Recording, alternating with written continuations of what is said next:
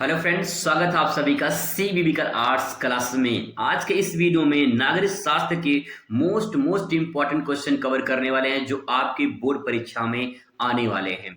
दोस्तों यहाँ पे ध्यान रखिएगा, जो भी क्वेश्चन मैंने यहाँ पे सेलेक्ट किया है वो आपके पिछले कई बार सालों में पूछे गए हैं, ठीक है। और यहाँ पे हम लोग अति लघु क्वेश्चन कवर करने वाले हैं। तो चलिए आपको साथ साथ में याद भी करवा दूंगा, इसकी टेंशन मत लीजिए। बस थोड़ा सा अगर आप वक्त बिता लेते हैं तो 100% मायूस होकर नहीं जाएंगे, यहाँ से हैप्पी होकर जाएंगे और आपको पूरा का पूरा क्वेश्चन तैयार करवा देंगे।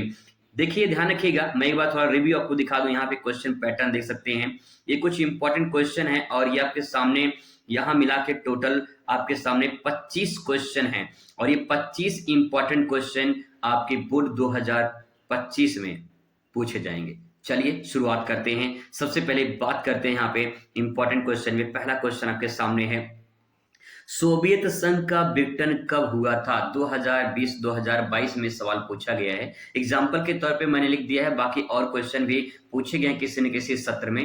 आपको ध्यान में रखना है कि क्वेश्चन का आंसर कैसे प्रेजेंट करना है, ठीक है। तो सबसे पहले यहाँ पे आप देख पा रहे होंगे, यहाँ पे तो पहला क्वेश्चन है सोवियत संघ में विघटन कब हुआ था। तो देखिए सोवियत संघ का जो विघटन हुआ था वो 1991 में हुआ था। इसको थोड़ा सा ट्रिक लगा के याद करिए। देखिए 99 है, ठीक है, 99 है, आगे एक पीछे एक, आगे एक और पीछे एक लगा दीजिए भैया, ठीक है। या तो एक लिख दीजिए, एक लिखिए, बीच में 99 कर दीजिए, जैसा आप कर सकते हैं। ध्यान रखेंगे डाटा जो होता है वो दिमाग से भूल जाते हैं लोग, ठीक है, मतलब थोड़ा सा याद नहीं रहता है, कंफ्यूजन हो जाती है।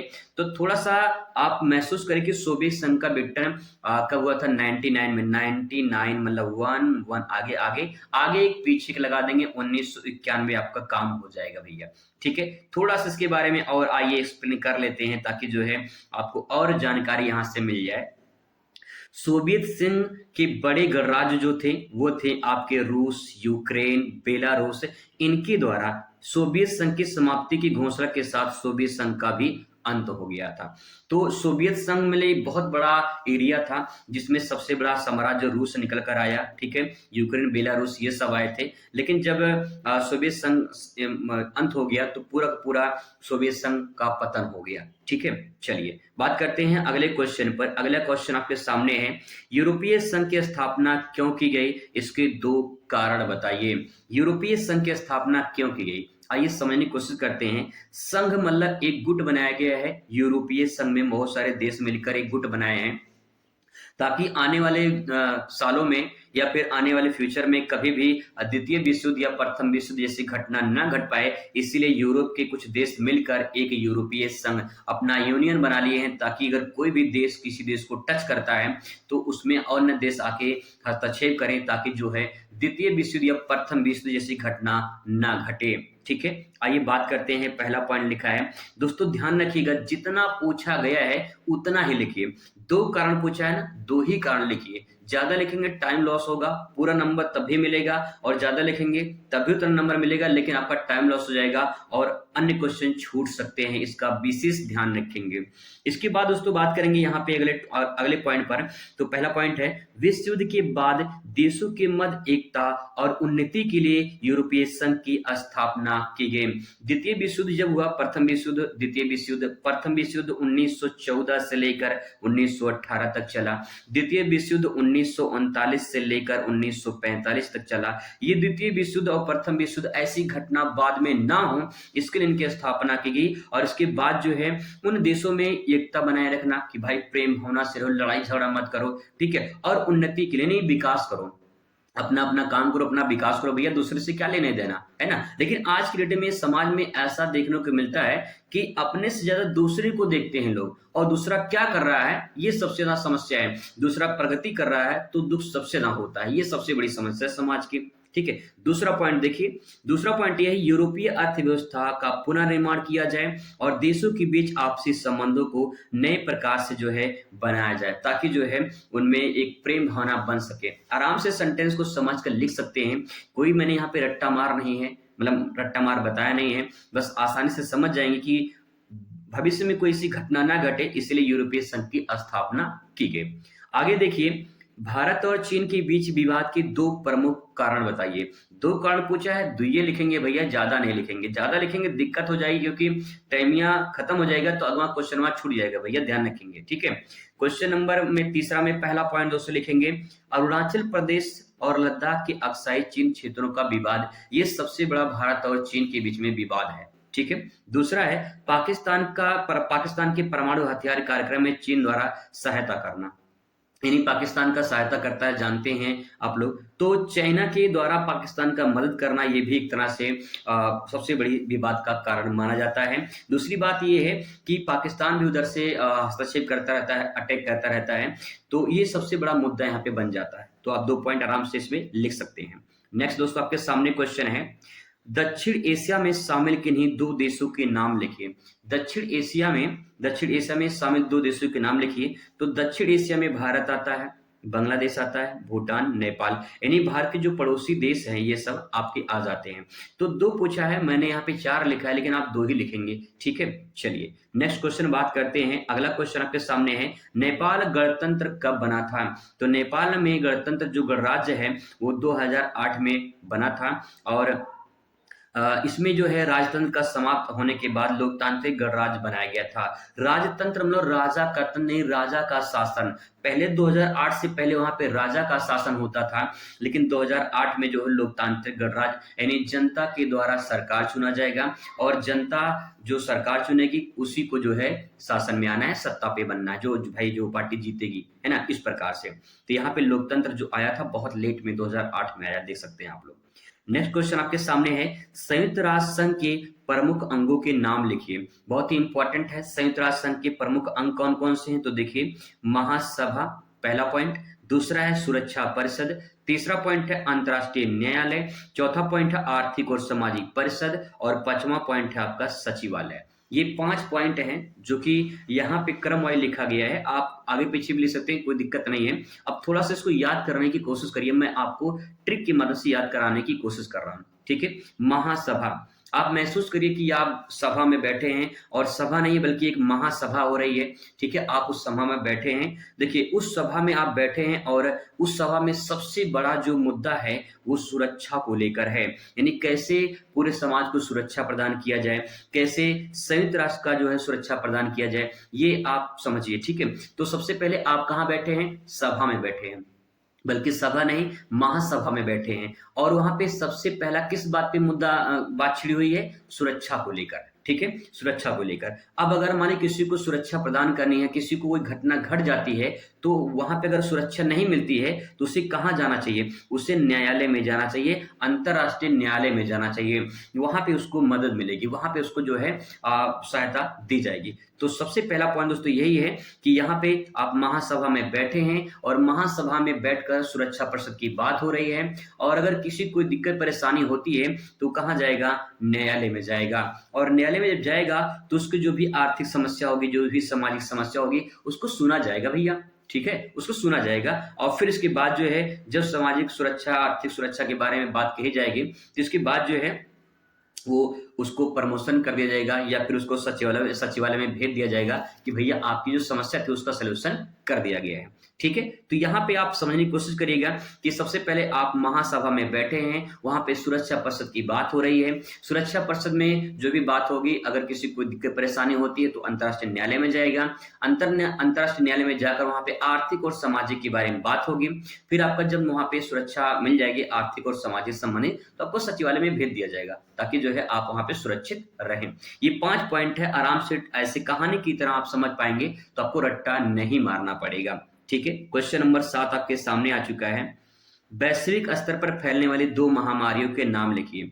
तो देखिए वैश्विक स्तर पर मतलब पूरे विश्व स्तर पर फैलने वाली, तो कोरोना आप जानते हैं, कोरोना लिख दीजिएगा। दूसरा है एड्स, ठीक है, एड्स भी एक वैश्विक महामारी के अंतर्गत आता है, इसको भी आप लिख सकते हैं। नेक्स्ट दोस्तों आपके सामने है क्वेश्चन, पृथ्वी सम्मेलन कहाँ और किसके लिए आयोजित किया गया था? This is most important question कि पृथ्वी सम्मेलन कहाँ और किसके लिए आयोजित किया गया था। तो जो पृथ्वी सम्मेलन है भैया, वो पृथ्वी सम्मेलन 1992 में किया गया था, ठीक है, 1992 में 1992 ध्यान रखेंगे, पृथ्वी सम्मेलन 1992 में किया गया था।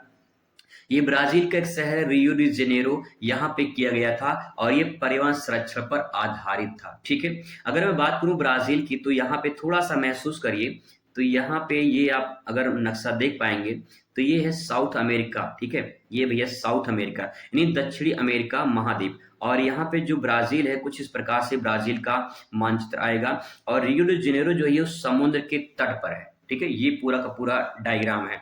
अगर ये लॉन्ग क्वेश्चन में पूछ लेता है कि पृथ्वी सम्मेलन के बारे में संक्षिप्त टिप्पणी लिखिए, तो आप मैपिंग जरूर करिए। मैपिंग करने से दोस्तों पूरा नंबर मिलता है, इससे एग्जामिनर खुश हो जाता है और पता कर लेता है कि बच्चे को जानकारी है। ठीक है, तो आपको यहाँ पे पूरा नंबर यहाँ पे मिल जाता है। मैपिंग करना चाहिए, बहुत जरूरी होता है। डायग्राम का प्रयोग करना चाहिए, बहुत इंपॉर्टेंट होता है। एक फ्लो चार्ट बना सकते हैं, बहुत इंपॉर्टेंट होता है उसके बारे में। ठीक है, आगे बात करते हैं सतत विकास से आप क्या समझते हैं। इसको यहाँ पे आप हेडिंग बना लेंगे सतत विकास, और इसके बारे में लिखेंगे। क्या लिखेंगे इसके बारे में? इसके अंतर्गत वर्तमान की आवश्यकताओं की पूर्ति करने हेतु, ठीक है, वर्तमान की आवश्यकताओं की पूर्ति करते हुए भावी पीढ़ियों के सुरक्षित संरक्षित करना सतत विकास के नाम से जाना जाता है। अब आइए एक एग्जाम्पल के माध्यम से आपको समझाने की कोशिश करते हैं। मान लीजिए दोस्तों यहाँ पे एक पेड़ है। ठीक है, एक पेड़ है और आप हैं यहाँ पे। ठीक है, आप यहाँ पे हैं और मान लीजिए आप इस पेड़ का पूरा उपयोग कर रहे हैं, पूरा सदुपयोग कर रहे हैं, यानी इस पेड़ से आप फल ले रहे हैं, इस पेड़ से आप ऑक्सीजन ले रहे हैं, इस पेड़ से आप छांव ले रहे हैं, इस पेड़ से लकड़ी प्राप्त कर रहे हैं। अगर मान लीजिए आप इस पेड़ को काट देते हैं, ठीक है, आप इस पेड़ को मान लीजिए आप काट देते हैं, ठीक है, इस पेड़ को काट दिया आप, तो क्या आपकी जो आने वाली पीढ़ी है इस पेड़ का उपयोग कर पाएगी? जो ये वाला पेड़ है, आपका जवाब होगा नहीं कर पाएगी। तो क्या नहीं जब कर पाएगी तो क्या सतत विकास होगा? सतत मतलब कंटिन्यू, क्या विकास होगा? विकास नहीं हो पाएगा भैया, सिंपल सी बात है, विकास नहीं हो पाएगा। अब यहाँ पे अगर विकास करना है सतत, तो आप जिस वर्तमान स्थिति में हैं, आप इस पेड़ का उपयोग किए हैं, आपकी आने वाली पीढ़ी भी अगर उस संसाधन का उपयोग कर ले तो इस पूरी प्रक्रिया को सतत विकास के नाम से जाना जाता है, सस्टेनेबल डेवलपमेंट के नाम से इसे जाना जाता है। आई होप आपको समझ में आया होगा। ठीक है, ये आप आसानी से समझ सकते हैं और ये एक एग्जाम्पल भी आप प्रेजेंट कर सकते हैं। ठीक है, चलिए क्वेश्चन नंबर नेक्स्ट आपके सामने है, साझी संपदा से क्या समझते हैं? साझी संपदा, देखिए नाम से स्पष्ट है, कुछ यहाँ पे साझा होने की बात हो रही है। एक ऐसी संपदा है, एक ऐसी संसाधन है जिसमें साझा होने की बात हो रही है। तो देखिए आंसर में साझी संपदा का मतलब या संसाधन से मतलब होता है ऐसे संसाधन जो जिस पर किसी व्यक्ति का नहीं बल्कि पूरे समुदाय का, पूरे समाज का अधिकार होता है। जैसे एक मैदान है, एक तालाब है, एक नदी है। बहुत सिंपल सी पॉइंट ये है कि आप जिस स्कूल में पढ़ते हैं, चाहे वो मान लीजिए अगर प्राइवेट है तो प्राइवेट में किसी एक व्यक्ति का मालिक होगा, लेकिन गवर्नमेंट में सरकार मालिक होती है। सामुदायिक स्वास्थ्य केंद्र होते हैं, वहां पे किसी का एक व्यक्ति का जो है पूरा वो मेडिकल नहीं होता है, वो सरकार का होता है। ऐसे ही एक तालाब होता है और ऐसे ही एक नदी है, तालाब है, मैदान है। इन सब का साझा पूरे समाज का होता है, पूरे समाज का अधिकार होता है कि इसका उपयोग किया जाए। अगर संसाधन का उपयोग पूरा समाज मिलकर करता है तो ऐसी संपदा को साझी संपदा के नाम से जाना जाता है। ठीक है, आराम से समझ जाएंगे दोस्तों, आराम से प्रेजेंट कर पाएंगे। समझ नहीं पाएंगे तो एक शब्द भी लिखना दुश्वार हो जाता है भैया। समझने की कोशिश करिएगा, मैं वही कोशिश कर रहा हूं कि आप समझ पाओ ताकि आप अच्छे से प्रेजेंट कर पाओ। ठीक है, वैश्वीकरण की अवधारणा को स्पष्ट कीजिए। क्या है वैश्वीकरण? What is globalisation? क्या होता है, इसको हमें समझना है। क्या होता है वैश्वीकरण? आइए देखते हैं। वैश्वीकरण हेडिंग डाल देंगे और लिखेंगे, वैश्वीकरण वह प्रक्रिया है जिसमें विश्व स्तर पर सामाजिक, आर्थिक, राजनीतिक, सांस्कृतिक रूप में एक दूसरे का प्रभाव पड़ता है। अब इसको एग्जाम्पल के माध्यम से समझने की कोशिश करते हैं। जैसे मान लीजिए चीन है, ठीक है, चीन है। आप सभी जानते हैं कि चाइना की सामान जो है भारत में आती है। आपके पास जो मोबाइल होगा हो सकता है चाइना हो, ठीक है। मेरे पास एक मोबाइल चाइना है, एक मोबाइल दूसरी कंपनी का है, ठीक है, सैमसंग का है। तो दोस्तों यहाँ बात करते हैं कि चाइना का असर जो है अन्य देशों पे पड़ता है कि नहीं पड़ता है। अगर भारत को ले लेते हैं, क्या चाइना का असर भारत पे पड़ता है? अगर भारत पे पड़ता तो भैया अन्य देशों पर भी पड़ता है।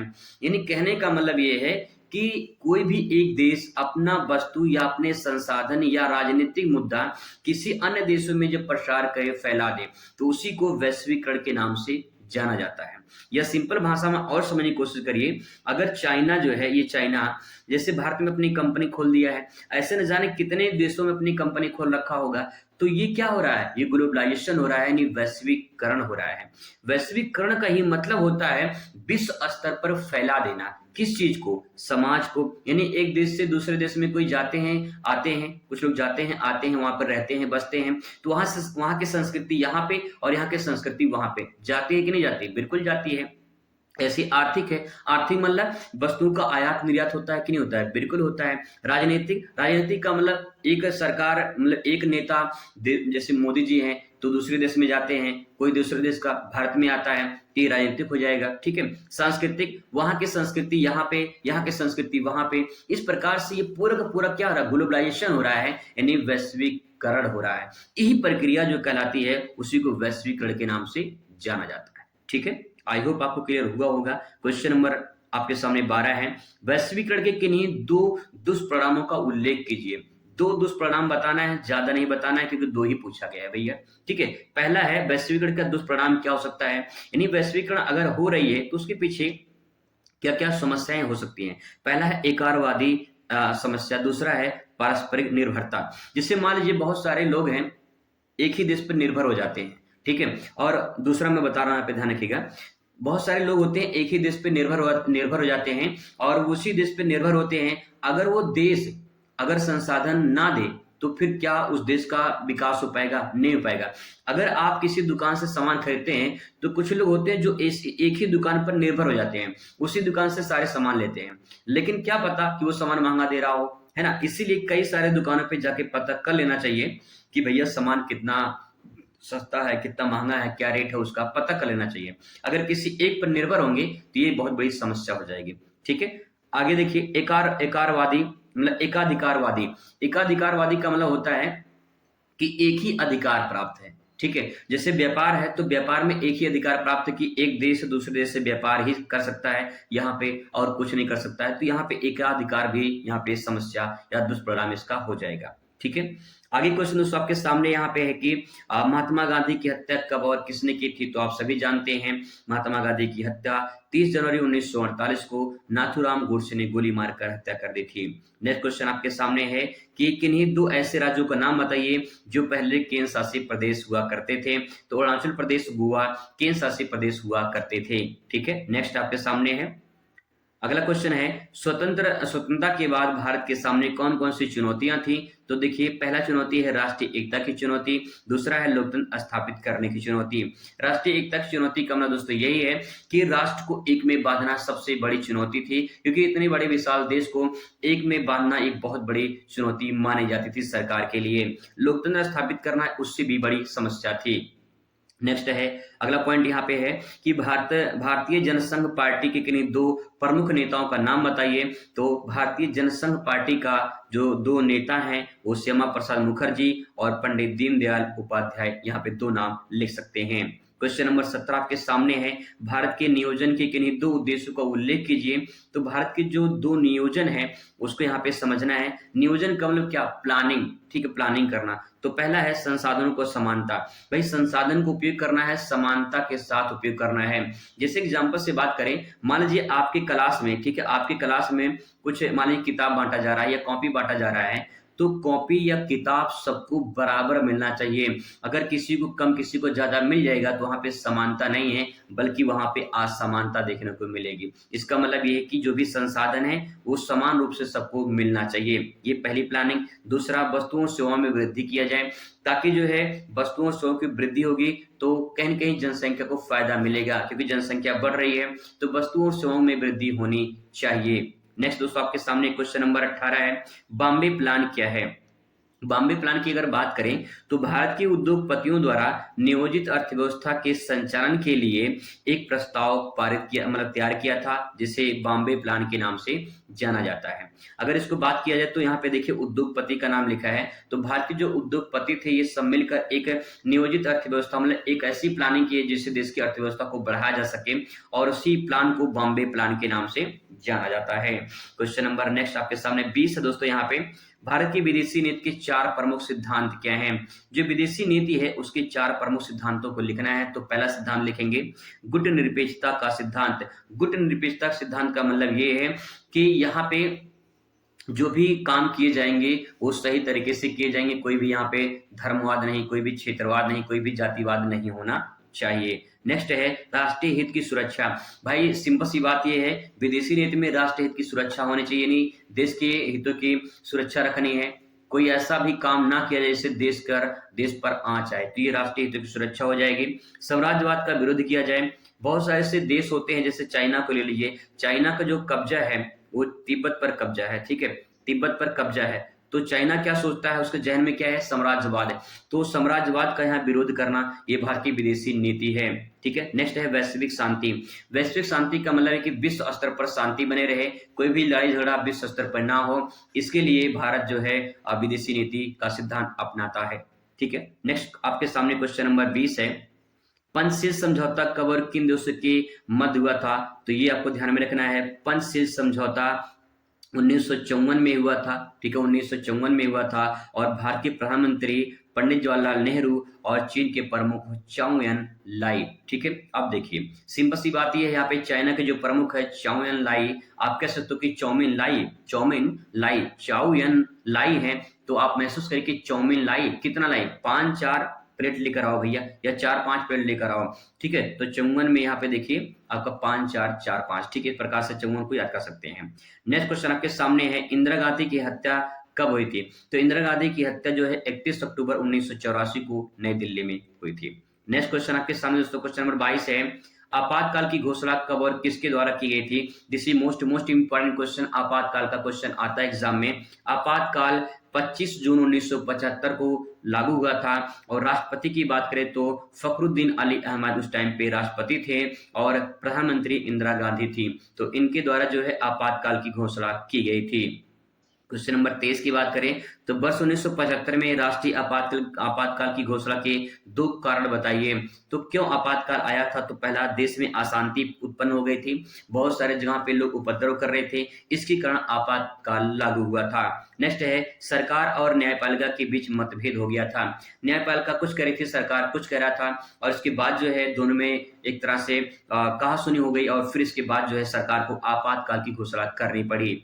फिर ठीक है, इस प्रकार से आप लिख सकते हैं। क्वेश्चन नंबर 24 आपके सामने है, जम्मू कश्मीर में अनुच्छेद 370 की समाप्ति के 2 परिणामों का उल्लेख कीजिए। जम्मू कश्मीर में 370 की जब धारा हटाई गई तो उसकी क्या रिजल्ट निकले, क्या परिणाम निकला, ये समझना है। तो जम्मू कश्मीर में जमीन लेकर रहने अर्थात वहां के निवासी बन सकते हैं। जब 370 धारा वहां पे लागू था जम्मू कश्मीर में, तो वहां पे कोई रह नहीं सकता था जमीन लेकर। कोई भी, जैसे मान ली यूपी का है तो यूपी के लोग जाके जमीन वहां पे खरीद नहीं सकते थे। वहां पे अलग नियम था, वहां पे अलग कानून था उनका, ठीक है।